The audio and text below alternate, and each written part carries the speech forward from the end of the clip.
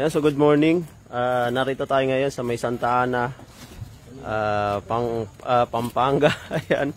So kasama natin sila Sir. Santa Ana Manila. Ayan, si Sir Banyes. Ayan, so si classmate.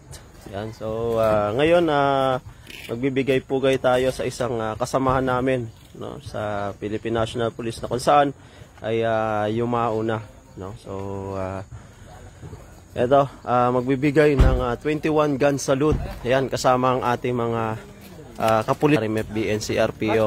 Ayan, mga kasama ko. So, ayan. At ito, condolence. Ayan po, sa kanyang kay Sir, sa family Kurob. Condolence po. Ayan.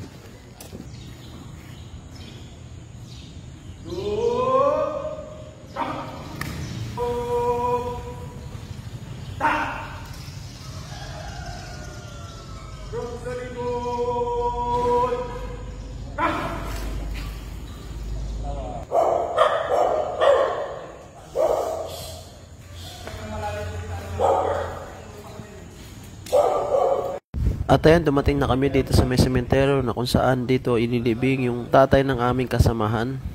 Ayan, Pioli, shoutout.